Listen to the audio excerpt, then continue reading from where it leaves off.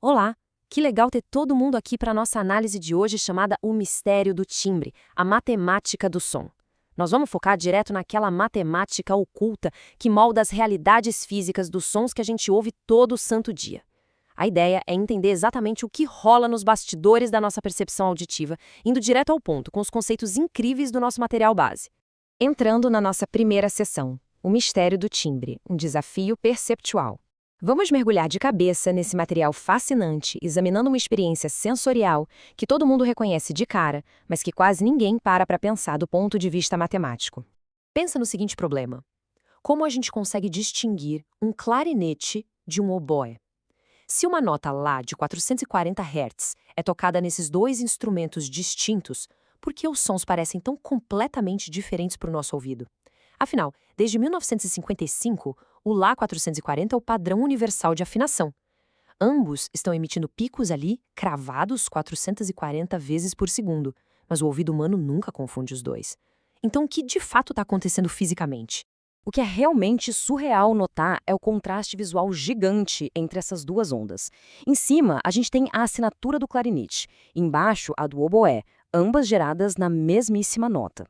Repara que os picos acontecem exatamente no mesmo intervalo de tempo, ali por volta de 2,27 milissegundos. Mas o jeitão delas, as quedas, a oscilação no meio, é tudo totalmente diferente. Isso prova, de um jeito muito bacana, que a diferença no timbre não está nos 440 picos por segundo, mas sim na arquitetura interna dessas ondas. É tipo o DNA de cada som. O que nos leva à nossa segunda sessão, a lente de Fourier, o prisma matemático. Para resolver esse grande mistério interno do som, a gente precisa da estrutura criada por Jean-Baptiste Joseph Fourier. Imagina isso como um prisma de vidro mesmo. Sabe quando a luz branca passa por um prisma e se divide nas cores puras do arco-íris? A lente de Fourier faz exatamente isso, só que dividindo os sinais de tempo contínuo nos seus componentes mais básicos. Basicamente, a análise de Fourier pega aquela onda sonora super complexa, que à primeira vista parece uma bagunça total, e quebra tudo num espectro limpinho de frequências isoladas. E para organizar todos esses dados, a gente usa 3 representações matemáticas principais: a forma trigonométrica retangular, a trigonométrica polar e a exponencial complexa. Cada uma delas é uma ferramenta bem específica para modelar a realidade. E olha que esquema brilhante! Ele mostra direitinho como essas fórmulas super complexas se conversam e se traduzem perfeitamente umas nas outras. Isso dá para os engenheiros uma flexibilidade absurda para transitar perfeitamente entre os domínios trigonométrico e exponencial sem perder um pingo de informação daquele sinal original. Avançando para a nossa terceira sessão, os ingredientes do sinal, mapeando o DNA do som. O grande lance agora é fazer a ponte entre aquele cálculo avançado e uma geometria mais visual, mais intuitiva, para a gente mapear de verdade quais são os ingredientes de um sinal. Bom, para ninguém se sentir perdido no mar de equações abstratas, a gente tem que definir primeiro a fórmula de Euler e Moivre. Ela é literalmente a pedra angular de tudo isso. É essa equação genial que liga as exponenciais complexas direto com as funções trigonométricas da nossa vida real, como os senos e os cossenos. É ela que permite a gente calcular os famosos coeficientes complexos de Fourier. E essa geometria é fantástica justamente porque prova que números complexos não são aquele bicho-papão abstrato de entender, sabe?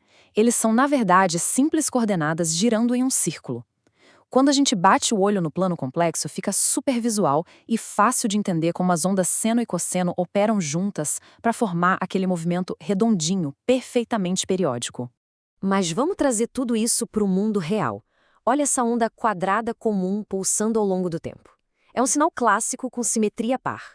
No domínio do tempo, ela tem essa estrutura bem brusca, pulando instantaneamente do valor máximo para o zero. A grande questão é: se a gente jogar essa onda reta, cheia de quinas, na lente de Fourier, o que será que a gente vai encontrar lá nas entranhas dela?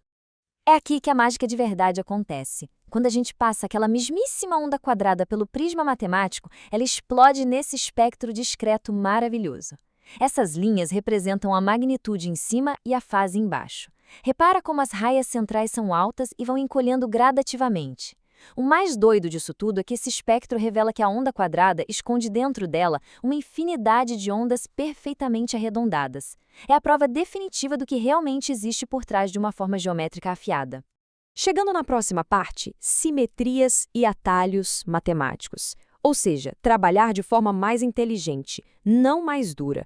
Porque, vamos combinar, navegar por todos esses espectros super detalhados não precisa ser um sofrimento interminável de cálculo. Existem várias regras operacionais que salvam a vida, funcionando como verdadeiros atalhos. Por exemplo, pega o deslocamento no tempo. Ele ensina que se a gente manipular o sinal, tipo, só dar uma empurradinha nele para frente no tempo, a gente não precisa recalcular tudo do zero. A gente só ajusta a fase dos ingredientes fundamentais e as magnitudes continuam intactas. A matemática é super parceira e perdoa o retrabalho quando a gente aplica a teoria direitinho. Fora isso, só de bater o olho no formato visual da onda, já dá para saber na hora o tipo de matemática que vamos precisar.